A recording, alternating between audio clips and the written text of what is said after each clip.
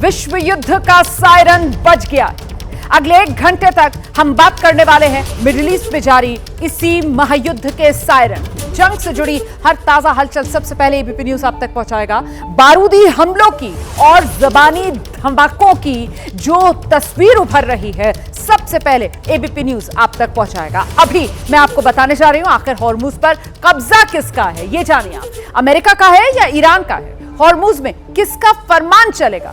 America का चलेगा या ईरान का चलेगा? क्योंकि अमेरिका और ईरान के बीच जारी महायुद्ध में एक नया मोड़ आ गया है, और मोड़ यह आया है कि अमेरिकी राष्ट्रपति ट्रंप ने हॉर्मुज से गुजरने वाले जहाजों से 20% टैरिफ लेने का ऐलान किया है, जिसके बाद हॉर्मुज पर कब्जे की बारूदी जद्दोजहद में ये टोल युद्ध अब छिड़ गया है। और इसके बाद दोपहर 1:15 पर आपको बताएंगे आखिर क्यों परमाणु प्रलय के भय से भरे बारूदी बादल मंडरा रहे हैं। उसके बाद दोपहर 1:30 बजे बात होगी ईरान और अमेरिका में जारी महायुद्ध के बीच छिड़ी एक नई जंग की, युद्ध के नए मोर्चे की, जिसकी जड़ें ईरान पर हमलों से जुड़ी हुई हैं। और फिर 1:45 पर आपको बताएंगे आखिर क्यों जा रहा है ट्रंप ना घर के रहे, क्यों ये कहा जा रहा है कि ट्रंप ना तो घर के रहे हैं और ना ही घाट के।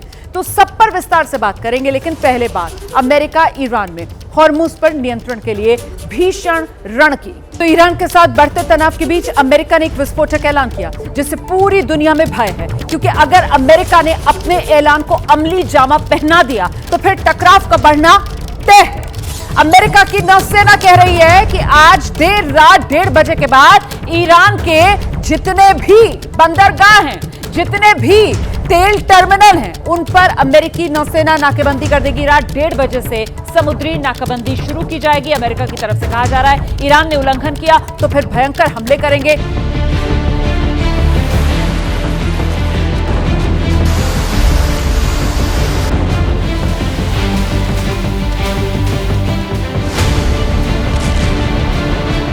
अमेरिका ने ईरान पर हमलों की रफ्तार बढ़ा दी है। हमले में F-22 रैप्टर जैसे फाइटर जेट का इस्तेमाल शुरू कर दिया है, जो दुनिया के सबसे ताकतवर फाइटर जेट में शुमार किया जाता है। बताने की जरूरत नहीं है कि इस बार अमेरिका का मकसद हर हाल में ईरान को घुटनों पर लाना है। अमेरिका के हितों के लिए फिर से बेगुनाहों का खून बहाना है। लेकिन ईरान ने भी तय कर रखा है कि वो न झुकेगा और न रुकेगा। वो अमेरिका के हर हमले का माकूल जवाब देगा, जिसकी वजह से खाड़ी में बारूदी वार पलटवार तेज हो गया है। ईरान बहाना, होर्मुज निशाना। वहीं इस तनाव और बारूदी बरसात के बीच अमेरिका के राष्ट्रपति डोनाल्ड ट्रंप ने फिर से वो दावा कर दिया है, जिसके आरोप ईरान की ओर से पहले ही लगाए जा रहे हैं। ईरान पहले से कह रहा है कि ट्रंप का मकसद कुछ और नहीं, बल्कि होर्मुज पर कब्जा करना है। वहीं डोनाल्ड ट्रंप ने सोशल मीडिया ट्रुथ पर जो पोस्ट किया है, उससे ईरान के आरोप 100% सही साबित होते दिख रहे हैं। ट्रंप ने इस पोस्ट में अमेरिका को होर्मुज का संरक्षक बता दिया है। होर्मुज स्ट्रेट खुला है और खुला रहेगा, ईरान के साथ या उसके बिना। हम ईरानी नाकेबंदी फिर से लागू कर रहे हैं, जिससे ईरान आने जाने वाले जहाज रोके जाएंगे। दूसरे देशों को होर्मुज के इस्तेमाल की इजाजत होगी। अमेरिका होर्मुज का संरक्षक बनेगा। सुरक्षा खर्च के लिए अमेरिका टोल लगाएगा। अमेरिका 20% तक टोल वसूल करेगा। यानी साफ है कि डोनाल्ड ट्रंप का मकसद ईरान को दुनिया की नजर में आतंकी देश घोषित कर होर्मुज से टोल टैक्स वसूलना है। ट्रंप का दावा, ईरान का पलटवार। अमेरिकी राष्ट्रपति डोनाल्ड ट्रंप ने होर्मुज को लेकर जो दावा किया, उस पर ईरान ने भी करारा पलटवार किया है, जिसका जिम्मा संभाला ईरान के विदेश मंत्री अब्बास अराघची ने।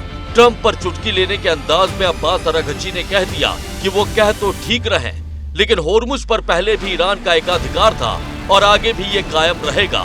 अराघची ने कहा, ट्रंप बिल्कुल सही कह रहा है। होर्मुज पर सुरक्षित आवाजाही के लिए जो सुविधा देगा, उसे टैक्स मिलना चाहिए।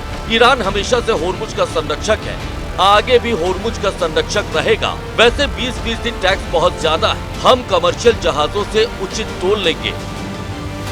एक तरफ मिडिल ईस्ट के आसमान में बारूदी शोर जारी है। अमेरिका फाइटर जेट मिसाइल और दूसरे तरीकों से ईरान को दहलाने में जुटा है, तो दूसरी ओर ईरान भी अपनी मिसाइलों के जरिए अमेरिका के सैन्य बेसों पर कहर बरपा रहा है। बातचीत की टेबल से ये मामला फिर से बारूदी वार पलटवार में तब्दील हो चुका है। जिसके केंद्र में फिर से वो होर्मुज स्ट्रेट है, जहां से दुनिया भर के तेल और गैस की सप्लाई की जाती है। ऐसे में इस तनाव से उन देशों की टेंशन भी बढ़ी हुई है जो इस रास्ते से तेल और गैस मंगवाते हैं, क्योंकि ईरान ने फिर से होर्मुज स्ट्रेट को बंद करने का ऐलान जारी कर दिया है।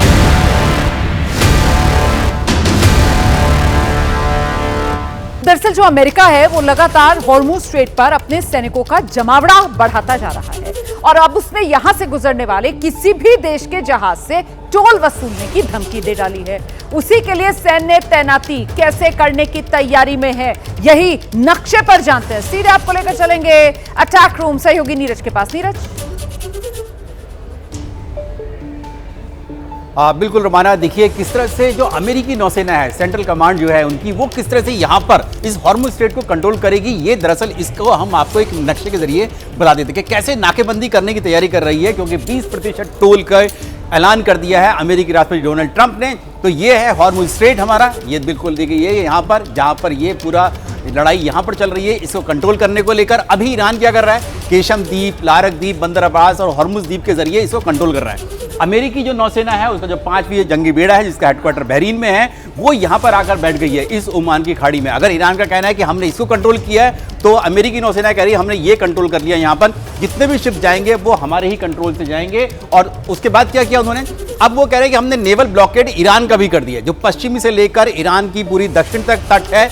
यहाँ पर जितने बंदरगाह हैं, इनके द्वीप हैं, यहाँ से किसी भी ईरान के शिप को निकलने नहीं दिया जाएगा इस हॉर्मुज स्ट्रेट से ओमान की खाड़ी में, यानी हिंद महासागर, अरब सागर के लिए। तो ये इसके जरिए नाकेबंदी करने की कोशिश कर रही है अमेरिकी नौसेना। और यहाँ पर अब बता दें आपको कि हॉर्मुज पर ईरानी चक्रव्यूह कैसा है, ईरान का चक्रव्यूह, क्योंकि इतना आसान नहीं है अमेरिका के लिए कि वो ये कह दे कि हम हॉर्मुज स्ट्रेट को कंट्रोल कर रहे हैं। ईरान क्या करेगा, ईरान जैसे हमने बताया कि जो उनके द्वीप हैं इन्हीं के जरिए कंट्रोल करता है। उनका ये कहना है कि हॉर्मुज स्ट्रेट हमारे पास है, चाहे युद्ध से पहले की बात हो तो हम इसको कंट्रोल करते थे, टैक्स नहीं लेते थे। लेकिन अब उसने क्या किया, इस फारस की खाड़ी, उनके नाम से, उनके देश के नाम से, फारस के नाम से, ओमान की खाड़ी, यहाँ तक ये हमारा सर्वेलेंस एरिया, यानी ईरान का सर्वेलेंस एरिया हो गया है। यहाँ पर जितने भी शिप जाएंगे, निकलेंगे, जितने भी आवागमन करेंगे, वो सब हमें टैक्स देंगे। उन्होंने कहा है 20% जो टैक्स अमेरिका ले रहा है उससे कम हम टैक्स लेंगे, और जितने भी शिप होंगे वो यहाँ से इस ईरान के तट से जाएंगे। तो ये चक्रव्यूह दोनों का ही है, दोनों ही अपने अपने दावे कर रहे हैं। पूरी दुनिया की सांसें रुकी हुई हैं कि आखिरकार कौन कंट्रोल करेगा इस हॉर्मुज स्ट्रेट। आप रहिए मेरे साथ, में लौटूंगी आपके पास। सीधे आपको लेकर चलेंगे एबीपी न्यूज के रोविंग एडिटर जगविंदर पटियाल इस वक्त हमारे साथ मौजूद हैं, और जरा जगविंदर से जानते हैं। बड़ा सीधा सवाल मैं आपके लिए लेकर आ रही हूँ जगविंदर, ये महायुद्ध 3.0 उसका आगाज हो चुका है? देखिए, मुझे लगता है कि 3.2 का आगाज तो नहीं हुआ है, लेकिन जो युद्ध एक रुकता हुआ दिख रहा था वो फिर से बढ़ जरूर रहा है। आगे, बहुत आगे चलकर इसको जो है वो चाइना और रशिया की सपोर्ट मिले ईरान को, और ये और भीषण हो जाए तो ऐसा माना जा सकता है। लेकिन अभी संकट क्या है रोमाना, अभी संकट ये है कि जो हॉर्मुज का हथियार दिया है ईरान के हाथ में अमेरिका ने, उसको लेकर सारी दुनिया जो है वो चिल्ला रही है। अब उस हॉर्मुज को फ्री करेंगे तभी एनर्जी संकट से दुनिया बच पाएगी। तो ऐसे में ट्रंप ने यह ठान लिया कि भैया जो संकट हमने दिया है हम इसको सॉल्व करेंगे। लेकिन उससे क्या होगा कि ईरान का वो दावा और पक्का हो जाता है जिसमें वो कहते हैं कि हम भी टोल लेंगे। भैया, अगर आप कंट्रोल नहीं कर पाए, यानी अमेरिका कंट्रोल नहीं कर पाया, तो कल को ईरान और ओमान मिलकर इसको कंट्रोल करेंगे ताउम्र के लिए। सो पहला तो आपने परमाणु हथियार की तरह एक हॉर्मुज का हथियार पकड़ा दिया ईरान के हाथ में। दूसरी बात है कि खाड़ी देश कह रहे हैं कि जब हमारा सामान बाहर जाएगा ही नहीं ट्रंप भाई साहब, तो हम कमाई कैसे करेंगे? आपके बेस बनवाकर हम इतना पैसा पेट्रो डॉलर की शक्ल में आपको दे रहे हैं, वो कहां से आएगा? आर्थिक तौर पर हम कंगले हो जाएंगे, तेल हमारे पास पड़ा रहेगा, कारखाने बंद हो जाएंगे। तो ऐसे में जो अल्टरनेट रूट तैयार किया गया है ओमान की साइड से, क्योंकि हॉर्मुज को आप देखें तो इसकी लंबाई जो है वो 167 किलोमीटर लंबा है, और 97 से लेकर 33 किलोमीटर तक, जो बिल्कुल नैरो हिस्सा है वो 33 किलोमीटर है, और जो विड्थ ज्यादा है वो 97 किलोमीटर है। उसके अंदर से गुजरने के लिए इन्होंने डबल पैसेज बनाया है, जैसा नीरज ने बताया अभी। ठीक ऐसे में अगर ईरान के जहाजों को रोक लिया जाता है, वो चाइना को या अपने सारे तेल की सप्लाई दूसरे देशों को नहीं दे पाता है, तो ईरान आर्थिक तौर पर कमजोर होगा। और दूसरी बात, खाड़ी देशों पर इसका असर नहीं पड़ेगा। इसलिए ट्रंप कूद कर आ रहे हैं कि जो छोर पड़ता है ईरान की साइड वाला उसको ब्लॉक कर दिया जाए, और दूसरी साइड से हम दुनिया के जहाजों को जाने दें। लेकिन ईरान इसे इतना जल्दी संभव होने नहीं देगा। आप बिल्कुल सही कह रहे हैं। देखिए, ईरान को पता है कि उसके पास जो अब सबसे मारक हथियार है वो यही स्ट्रेट ऑफ हॉर्मुज है, और इस स्ट्रेट ऑफ हॉर्मुज को ईरान अपने हाथ से क्यों निकलने देगा? क्यों वो अमेरिका की नाकाबंदी और अमेरिका की जो टोल वसूली का प्लान है यहां पर उसे कामयाब होने देगा? ये होने वाला नहीं है। इसीलिए माना यह जा रहा है, आशंका बढ़ रही है कि स्थिति अभी और भयावह होने जा रही है। दरअसल अमेरिका जानता है हॉर्मुज पर कब्जे के लिए उसे ईरान की समुद्री शक्ति का सामना करना पड़ेगा, इसीलिए सबसे पहले उसे ईरानी नौसेना के ठिकानों को निशाना बनाना होगा, नेस्तनाबूद करना होगा। और अब इसके लिए अमेरिका ने वो हमले शुरू कर दिए हैं। युद्ध में अभी तक अमेरिका ने ईरान के खिलाफ ये हमले नहीं किए थे। अमेरिका ने ईरान के खिलाफ पहली बार सी ड्रोन का इस्तेमाल किया, आत्मघाती सी ड्रोन कॉर्सेर। इसी से अमेरिका ने बंदर अब्बास नेवल बेस पर तबाही मचाई है। उसी का ये वीडियो भी जारी किया गया है। अमेरिका के सी ड्रोन को शिप और सबमरीन का काल कहा जाता है। समंदर का ये साइलेंट शिकारी है। और तबाही का वो मंजर दिखा जिसकी ईरान ने कल्पना भी नहीं की थी। अमेरिका ने दावा किया कि इस हमले ने होर्मुज स्ट्रेट में जहाजों को निशाना बनाने की ईरान की ताकत को कम कर दिया है और जल्द ही उसे पूरी तरह से खत्म कर दिया जाएगा। तो देख रहे हैं ना आप, खाड़ी में कैसे स्थिति जो है वो बद से बदतर होती हुई नजर आ रही है। और क्यों ये माना जा रहा है कि ये महायुद्ध 3.0 का आगाज है? इसी को लेकर जो वजह सामने आ रही हैं जानते हैं। अटैक रूम आपको लेकर चलेंगे सहयोगी नीरज से। नीरज। बिल्कुल रोमाना, बिल्कुल ठीक कहा कि क्यों कह रहे हैं कि इस ये विश्व युद्ध जो है ये 3 है। ये इसलिए है क्योंकि यहाँ पर एक और दूसरा देश जो है इन ईरान और अमेरिका के अलावा वो इसमें कूद पड़ा है, और वो कूद पड़ा कौन है? वो यमन है। और ये देखिए, और दूसरा क्या है, पहली वजह क्या है महायुद्ध 3 की? ट्रंप ने समझौता खत्म कर दिया है। ट्रंप ने समझौता इसलिए खत्म कर दिया है, MOU साइन हुआ था 14 मार्च को। दूसरी वजह, हॉर्मुज में अमेरिकी नाकेबंदी शुरू हो गई। अभी तक तो सिर्फ ईरान की नाकेबंदी थी, अब ये शुरू हो गई है अमेरिकी राष्ट्रपति डोनाल्ड ट्रंप के कहने पर अमेरिकी नौसेना की। और ईरान पर ताबड़तोड़ हमले हम लोग देख रहे हैं। पिछले 5-6 दिन से लगातार अमेरिका ईरान के ऊपर अटैक कर रहा है। चौथी वजह क्या है महायुद्ध 3 की? हम लोग जो कह रहे हैं, ट्रंप ने 60 दिन का वॉर विंडो खोल दिया। उनका ये कहना है कि 60 दिन में हम इस युद्ध को खत्म कर देंगे। अब होगा क्या इसकी? और पांचवी वजह क्या? कच्चे तेल की कीमत में उछाल। देखिए, अगर हॉर्मुज स्ट्रेट बंद रहेगा तो कच्चा तेल अपने आप उसकी जो कीमतें बढ़ जाएंगी। और क्या छठी वजह क्या है? इजराइल में नए सिरे से तैयारी शुरू कर दी, यानी इजराइल भी अब इस युद्ध में कूदने के लिए तैयार है, जिसने शुरुआत की थी इस युद्ध की, अमेरिकी ईरान जंग की। रोमाना, आइए सीधे आपको जगविंदर पटियाल के पास लेकर चलेंगे। जगविंदर, ये जो वजह यहां पर नीरज की तरफ से रखी गई है, इसके बाद तो अब कोई शक व शुबा बाकी रहती नहीं है ना? मतलब साफ तौर पर ये महायुद्ध 3.0 और इसी का हो चुका है आगाज। अब कोई भी पीछे हटेगा नहीं, अब तो सीधे और हॉर्मुज को लेकर आर पार है। देखिए, विश्व युद्ध में अगर जाना है तो ईरान को अकेले या यमन के दम पर आगे नहीं बढ़ना होगा। ये डिपेंड करेगा कि रूस और चाइना का क्या रुख होता है। क्या वो पीछे से रहकर सपोर्ट देते हैं, खुलकर समुद्र में आगे आ जाते हैं? क्या अमेरिका ईरान से जितनी सप्लाई, तकरीबन 34% ऑफ चाइना ऑयल, अगर उसको रोक देता है तो क्या चाइना उसको लेने के लिए आगे आता है या नाकेबंदी हटाने के लिए आगे आता है? ये उस पर डिपेंड करेगा। कितनी ये बैकडोर से उसको आर्म्स और एम्युनिशन सप्लाई करते हैं, इस पर डिपेंड करेगा। क्योंकि रशिया और चाइना 2 बड़े सहयोगी हैं ईरान के, और कोई दुनिया में सीधा अमेरिका से पंगा लेगा नहीं। तीसरी महत्वपूर्ण बात यह है कि अमेरिका जिस हिसाब से लड़ रहा है, पहले उसने इतना ज्यादा गोला बारूद अपना यूक्रेन को दे दिया, या फिर अपने बाकी जितने बेसिस है वहां से उठा उठाकर रूस के खिलाफ उन्होंने लगा दिया है। अब ऐसे में उनकी जितनी डिमांड और सप्लाई की चेन है उसमें कितना गोला बारूद बचा है? क्या वो इस युद्ध को 60 दिन तक खींचने के लिए इतना सामान उनके पास है? इस पर भी निर्भर करेगा। और कितने सैनिक वो इसमें झोंकेगा? 50,000 अब लगे हुए हैं, कितने नौसेना बेड़े आएंगे? और क्या उसको रिटेलिएट करने के लिए ईरान उतना ही स्ट्रांगली बिहेव करेगा चाइना और रशिया के सपोर्ट से? तो इन सब चीजों पर बहुत बड़ी जो पूरी ये लड़ाई जो है वो निर्भर करती है। आप रहिए मेरे साथ, मैं लौटूंगी आपके पास। देखिए, महायुद्ध का ये तीसरा राउंड, जिसको हम कह रहे हैं महायुद्ध 3.0, ये तीसरा राउंड है, शुरू हो चुका। अमेरिका और ईरान दोनों मानने को तैयार नहीं है। अब 2 मुद्दों पर टकराव ज्यादा दिख रहा है। एक तो वही हॉर्मुज है, हॉर्मुज जिसको नियंत्रण को लेकर दोनों देश अमेरिका और ईरान आमने सामने हैं। दरअसल कहानी यह है कि हॉर्मुज पर अमेरिका ने दादागिरी दिखाते हुए कब्जे का काउंटडाउन लॉन्च कर दिया है। हॉर्मुज पर टैक्स वसूलने की ट्रंप ने तैयारी कर ली है। आज रात हॉर्मुज की नाकाबंदी करने की अमेरिका की तैयारी है। तो अब डोनाल्ड ट्रंप के टारगेट पर है ये पिकैक्स माउंटेन, जाग्रोस जो पर्वतमाला है, जाग्रोस पर्वतमाला, वहीं स्थित है ये गुप्त ठिकाना। बंकर बस्टर बमों से नष्ट करना भी इसको असंभव माना जाता है। तो ट्रंप का टारगेट अब कहां पर आ गया है? यहां ये जो पिकैक्स माउंटेन है, इसको ट्रंप कह रहे हैं कि अब वो निशाने पर लेंगे। यूरेनियम प्रोग्राम को ईरान ने यहीं शिफ्ट कर दिया है। मतलब एक तरीके से अपना जो इनरिच्ड यूरेनियम वाला पूरा का पूरा जखीरा है, उसको माना जा रहा है कि ईरान यहीं पर ये जो पिकैक्स माउंटेन है, यहां पर उसने शिफ्ट कर रखा है अपने इनरिच्ड यूरेनियम को। IAEA की निगरानी की पहुंच से दूर है ये पिकैक्स वाले माउंटेन, जहां पर ये जखीरा छिपा के रखा हुआ है। और 2020 में इस परमाणु केंद्र का निर्माण ईरान ने शुरू किया था। नातांज से करीब 2 किलोमीटर, आप देख सकते हैं ये नातांज है, और उससे करीब 2 किलोमीटर, बल्कि 2 किलोमीटर से भी कम, 1.6 किलोमीटर का फासला है यहां पर, जहां ट्रंप कह रहे हैं कि अब वो टारगेट करने जा रहे हैं।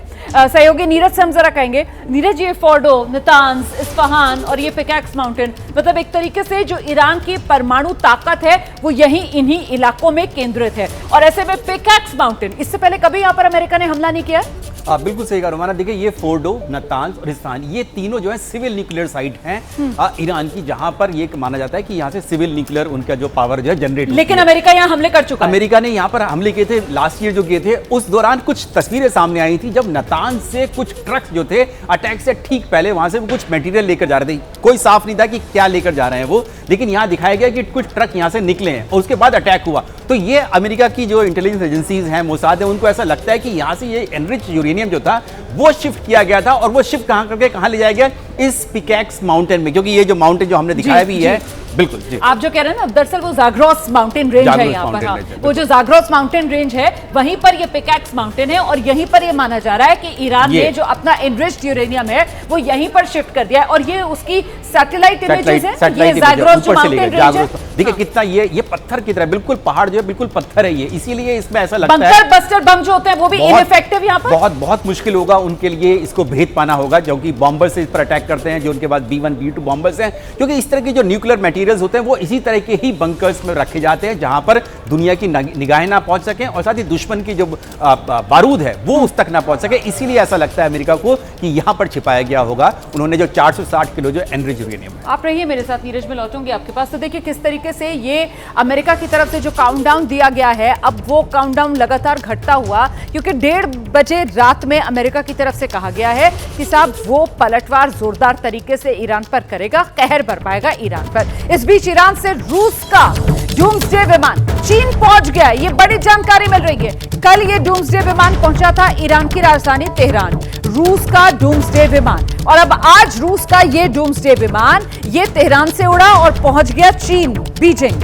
डूम्सडे मतलब कयामत का विमान इसको कहा जाता है, TU-214PU ये वो विमान, इसकी तस्वीर भी आप देख रहे हैं। सहयोगी नीरज लगातार हमारे साथ बने हुए हैं। डूम्सडे विमान, इसकी गुत्थी कुछ सुलझा पाएंगे आप? बिल्कुल, देखिए रोमाना, ये जो विमान है TU-214PU जो है, ये दरअसल क्रेमलिन जो कि जो रूसी राष्ट्रपति हैं उनका जो ऑफिस है उससे जुड़ा हुआ ये विमान है। स्पेशल स्क्वाड इसको बोला जाता है। इसमें हमें जो जानकारी मिल पाई है उसमें के मुताबिक जो रूस के जो पावर मिनिस्टर हैं इस वक्त, वो यहाँ पर इस विमान से पहुंचे थे, तेहरान पहुंचे थे। उन्होंने वहां पर तेहरान के जो बड़े अधिकारी हैं, शायद अरागची से भी, विदेश मंत्री से भी मुलाकात की।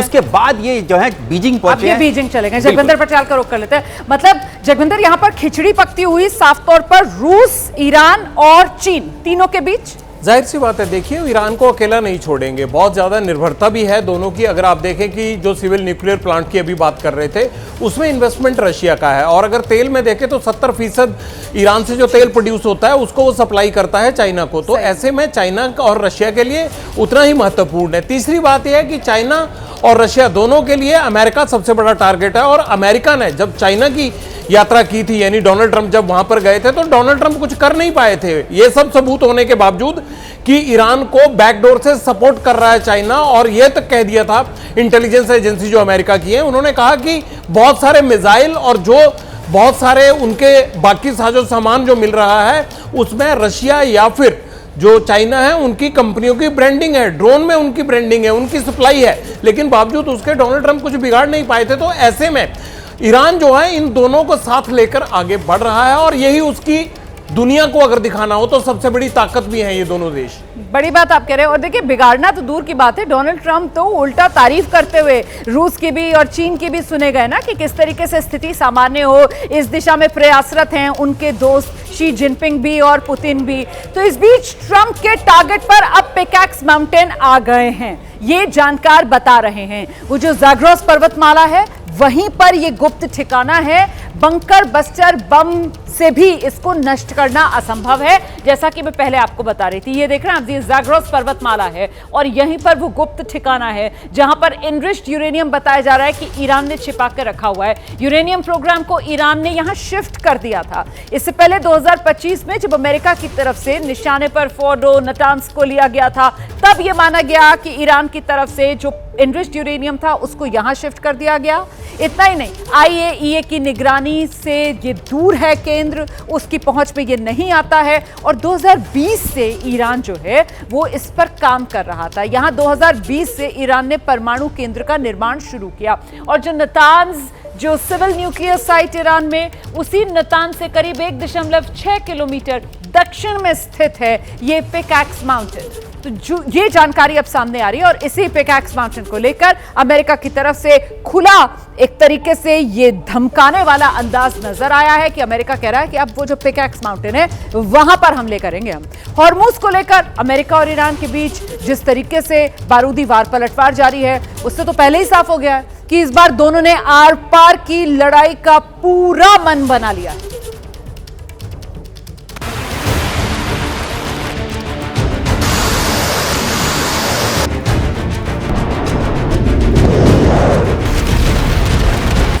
अमेरिकी नौसेना की चेतावनी। अमेरिकी राष्ट्रपति डोनाल्ड ट्रंप ने होर्मुज को लेकर दावा किया, अमेरिका को होर्मुज का संरक्षक बता दिया, तो इसके बाद अमेरिकी सेना भी एक्शन में आ गई।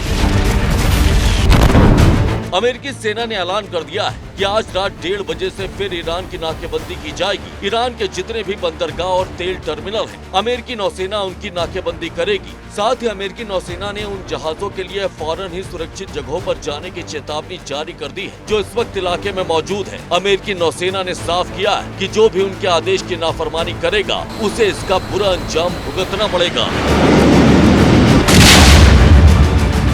खाड़ी में बारूदी शोर के बीच अब अमेरिका ईरान पर नाकेबंदी वाला शिकंजा कसना शुरू कर चुका है, जिसके निशाने पर ईरान के तेल टर्मिनल और बंदरगाह। पहले आपको बताते हैं कि अमेरिकी नौसेना की नाकेबंदी ईरान के किन तेल टर्मिनल के इर्द गिर्द की जाएगी।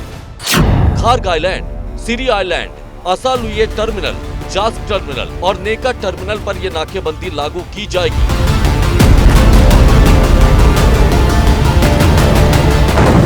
अब अमेरिकी नाकेबंदी के तहत आने वाले ईरानी बंदरगाहों की जानकारी भी आपको देते हैं, जहां आने जाने वाले जहाजों को अमेरिका रोकेगा।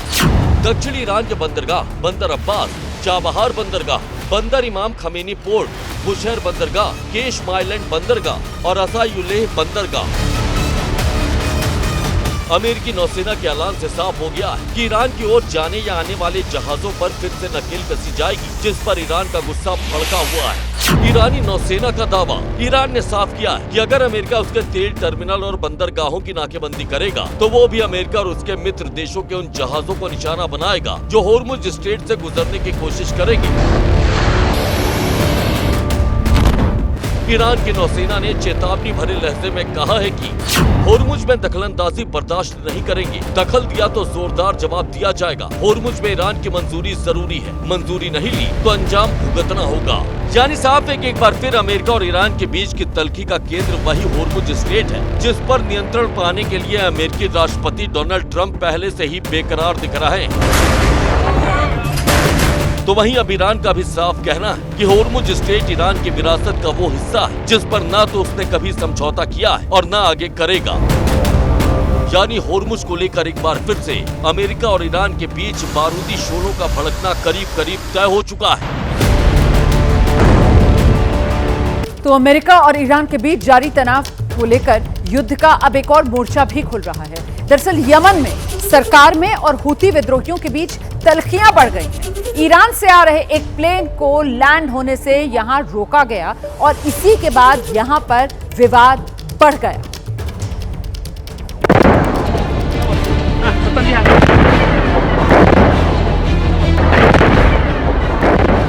यमन की राजधानी सना के एयरपोर्ट की हैं और यह बमबारी यमन सरकार ने करवाई है ताकि तेहरान से आ रहे ईरान के प्लेन को सना एयरपोर्ट पर लैंड होने से रोका जा सके।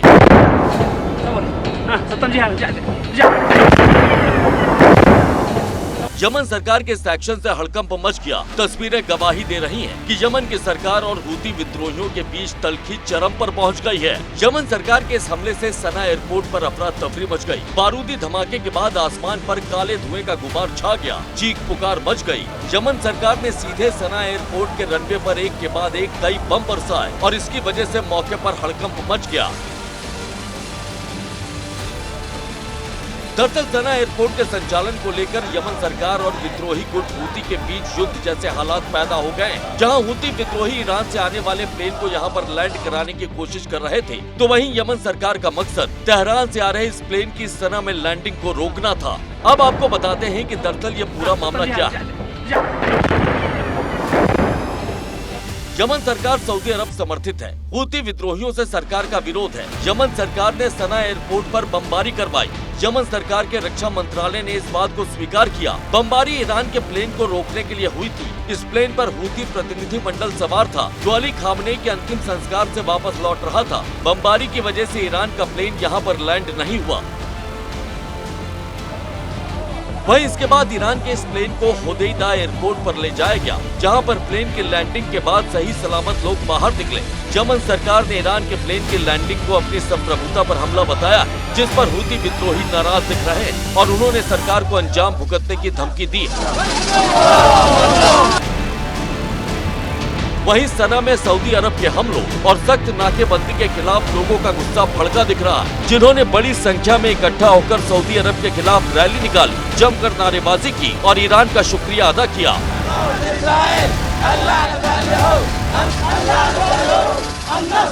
जगविंदर, ये सीधे सीधे एक और मोर्चा खुलता हुआ नजर आ रहा है। इधर यमन के अंदर वहां की सरकार बनाम हूती विद्रोही, और जिस तरीके से हूती विद्रोहियों ने निशाने पर सऊदी अरब तक को ले लिया। देखिए, सऊदी अरब क्या करता है, वो जितनी भी हूतियों के अलावा वहाँ पर सरकार कामकाज करती है, वो सऊदी सल्तनत के प्रभाव में काम करती है। और सऊदी सल्तनत ये नहीं चाहता कि हूतियों की ईरान से और ज़्यादा नज़दीकियाँ हो, यानी ईरान जो है वो अपना काम सौंपता है हूतियों को और वो सऊदी अरब के खिलाफ लड़ते हैं, एक प्रॉक्सी वॉर लड़ते हैं। लेकिन हूतियों को तैयार करने के लिए सबसे बड़ा हथियार ईरान इसलिए मानता है क्योंकि बाब-अल मंदेब, जो अरब सागर और भूमध्य सागर के बीच में सुएज कनाल को जोड़ता हुआ रास्ता है, वो सारा बाब-अल मंदेब में कंट्रोल किया जा सकता है। और उसी इलाके में हूतियों को ईरान ने तैयार किया है अपने हथियार के तौर पर। तो जैसे हॉर्मुज है वैसे ही बाब-अल मंदेब का जो है वो सुएज कनाल वाला रास्ता है। अगर सऊदी अरब के सारे ऑयल एक्सपोर्ट को डैमेज करना है तो हॉर्मुज के साथ साथ उनको बाब-अल मंदेब को भी कंट्रोल करना होगा। तो ईरान की शय पर जिस तरह से हूतियों ने अब एक तरह से सऊदी सल्तनत को ये फरमान दिया है, ये संकेत दिए हैं कि हम आपके खिलाफ हमला बोलेंगे, तो ये वो ईरान की प्रॉक्सी वॉर ही लड़ेंगे। आप बिल्कुल सही कह रहे थे कि बाब-अल मंदेब, और बाब-अल मंदेब से सऊदी अरब का जो कनेक्शन है वो सीधे इंडियन ओशन में किस तरीके से आता है और कैसे फिर पूरी दुनिया की तरफ वो जो आवाजाही है उसका वो संपर्क बन पाता है। और अगर यहाँ बाब-अल मंदेब पर जो हूती विद्रोही हैं वो नाकाबंदी कर लेते हैं तो फिर इसका असर और ख़राब होगा, क्योंकि पहले ही स्ट्रेट ऑफ हॉर्मुज वहाँ पर ईरान और अमेरिका की तनातनी की वजह से स्थिति जो है वो बिगड़ती हुई नजर आ रही है। नक्शे पर बाब-अल मंदेब की जो रणनीतिक अहमियत है वो समझते हैं। सहयोगी नीरज के पास आपको लेकर चलेंगे अटैक रो। बिल्कुल रोमाना, देखिए जिस तरह से हॉर्मुज स्ट्रेट है ठीक वैसे ही ये है बाब-अल मंदेब या फिर लाल सागर को जोड़ने वाला, जो कि अदन की खाड़ी जिसको हम लोग बोलते हैं। यहाँ पर हम इस मैप पे आपको दिखाएंगे। देखिए ये तो हॉर्मुज रहा जिसके बारे में हम लगातार चर्चा करते आ रहे हैं। ये देखिए अरब सागर है और ये है अदन की खाड़ी, यानी यमन और अदन की खाड़ी, ये है गल्फ ऑफ एडन यहाँ पर है। बाब-अल मंदेब ये है, देखिए बाब-अल मंदेब ये छोटा सा स्ट्रेट है, ये वाला ये छोटा सा यहाँ से यहाँ गुजरने के लिए। और क्या करता है ये दरअसल देखिए ये जो मेडिटेरियन सी है, भूमध्य सागर है, और यहाँ पर सुएज कनाल है, इजिप्ट की सुएज कनाल, यहाँ से ये कनेक्ट करती है इसको यहाँ से। तो शिप्स क्या करते हैं, जो यूरोप से आते हैं वो यहाँ आने के लिए सऊदी अरब, और इसके बाद फिर अगर उनको एशिया जाना होता है यानी कि भारत जाना होता है, चीन जाना होता है। और इसी तरह से ठीक वैसे ही यहाँ से भी अगर जाना होगा, सऊदी अरब से कोई ऑयल टैंकर यूरोप जाता है तो ये वो यहाँ से चला जाएगा, या फिर सऊदी अरब से अगर वो ये वाला रूट बंद है, अगर हॉर्मुज, तो यहाँ से निकल रहे हैं, अभी यहाँ से निकल रहे हैं, और ऐसे करके ये भारत, चीन और दक्षिण कोरिया या फिर जापान जाते हैं। लेकिन अगर यहाँ पर ये यमन में जो हूती विद्रोही यहाँ पर बैठे हुए हैं, ये अगर इसको कंट्रोल करते, क्योंकि ये पहले भी एक बार कर चुके हैं, 2024 में इस तरह की हिमाकत कर चुके हैं, तब पूरी अमेरिका और चीन और भारत इन सबको आना पड़ा था खुलवाने के लिए यहाँ पर, तो ये यहाँ से कंट्रोल कर सकते हैं और ये शिप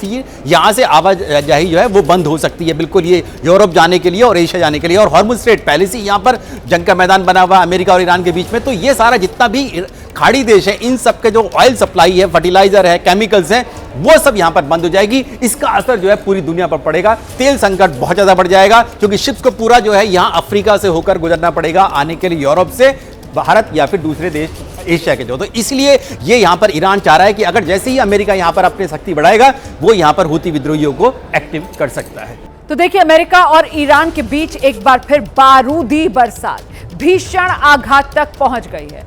यूं तो लड़ाई बहुत बड़ी है, लेकिन इसके केंद्र में हॉर्मुज ही है, वही हॉर्मुज जिसको ईरान अपना सबसे बड़ा हथियार मानता है। और इसी हॉर्मुज के जरिए अमेरिका के राष्ट्रपति डोनाल्ड ट्रंप बैकफुट पर आए थे। अब एड़ी चोटी का जोर लगा रखा है दोनों ही तरफ से, अमेरिका ने भी, ईरान ने भी। नतीजा यह हो रहा है कि अमेरिका और ईरान के बीच जंग के नए दौर ने भीषण रूप इख्तियार कर लिया है।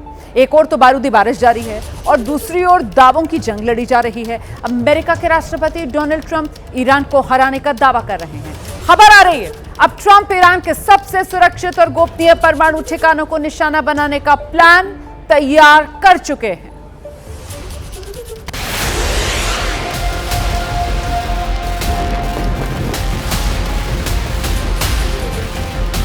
तस्वीरें खुद बता रही हैं कि मिडिल ईस्ट के आसमान की तासीर फिर से बारूदी रंग अख्तियार कर चुकी है। जहां पर अमेरिका एयर स्ट्राइक कर रहा है, ईरान पर मिसाइल हमले कर रहा है, ईरान के सैन्य ठिकानों पर बमबारी कर रहा है ताकि ईरान के लड़ने की क्षमता को खत्म किया जा सके, तो दूसरी ओर ईरान भी पलटवार कर रहा है, ईंट का जवाब पत्थर से दे रहा है, खाड़ी देशों में मौजूद अमेरिकी सैन्य बेस पर बड़े हमले कर रहा है। वहीं दोनों ओर से जारी हमलों से दुनिया की टेंशन में इजाफा हो रहा है। ट्रंप की बारूदी सनक, शांति का ढोंग करने वाले अमेरिका के राष्ट्रपति डोनाल्ड ट्रंप का असली चेहरा फिर से सामने आ चुका है, जिन्होंने शांति की बातचीत के बीच ईरान पर आरोप लगाए और बारूदी हमले की शुरुआत कर दी। ट्रंप के इशारे पर अमेरिकी सेना ईरान के सैन्य ठिकानों को निशाना बना रही है और ट्रंप ने दावा किया है कि उन्होंने ईरान को पूरी तरह से बर्बाद कर दिया है। ट्रंप कह रहे हैं कि हमने ईरान को बहुत बुरी हालत में ला दिया और वो अपनी सैन्य ताकत खो चुका है। They made a deal, they broke it, probably 10 times, and they killed a lot of people. They killed our people. So we have them in a position that they don't have any military. There's not a thing they can do about it. We're hitting them very hard. किसी villain की तरह Donald Trump ने अपनी ताकत दिखाने की कोशिश की, खुद को सबसे ताकतवर बताया, वेनेजुएला मामले का जिक्र किया और दावा कर दिया कि ईरान हार के मुहाने पर खड़ा है। We have the strongest military in the world. You saw that with Venezuela. You're seeing that right now with Iran for 47 years around. 47 years in a row they were pushing people around. They're not pushing us around. We're pushing them around. Trump का बारूदी plan. वहीं ये भी खबर सामने आई है कि अब डोनाल्ड ट्रंप ईरान के सबसे सुरक्षित और गोपनीय परमाणु ठिकाने पिकेक्स माउंटेन को खत्म करने का मन बना चुके हैं, जिसे लेकर ट्रंप ने चेतावनी जारी की है। ट्रंप ने कहा है कि वो 3-4 हफ्ते तक पिकेक्स माउंटेन पर बम बरसाएंगे, इसे पूरी तरह से तबाह कर डालेंगे। वहीं अब आपको भी ईरान के इस खास पहाड़ के बारे में जानकारी देते हैं। पिकेक्स माउंटेन को ईरान का सबसे सुरक्षित परमाणु ठिकाना कहा जाता है। ये अभेद्य बंकर से लैस है। ठोस ग्रेनाइट की चट्टानों से इसे बनाया गया है। जमीन से 2000 फीट नीचे इसके बने होने का दावा किया जाता है। बंकर बस्टर बम भी इसके आगे फेल हो जाते हैं। 30,000 पाउंड के बम भी यहाँ पर बेअसर है। दरअसल अमेरिका को खुफिया जानकारी मिली है कि तनाव के बाद ईरान ने 900 ग्राम संवर्धित यूरेनियम को इसी ठिकाने पर ट्रांसफर कर दिया, जिसके बाद अब ट्रंप पिकेक्स माउंटेन को पूरी तरह खत्म करने का मन बना चुके हैं। एक तरफ ट्रंप ने ईरान को दहलाने का बड़ा प्लान तैयार किया है, तो दूसरी ओर ईरान ने भी साफ किया है कि अगर अमेरिका उसके परमाणु ठिकाने को खत्म करने की कोशिश करता है तो वो भी इसका करारा जवाब देगा और पूरी ताकत से अमेरिका पर पलटवार करेगा।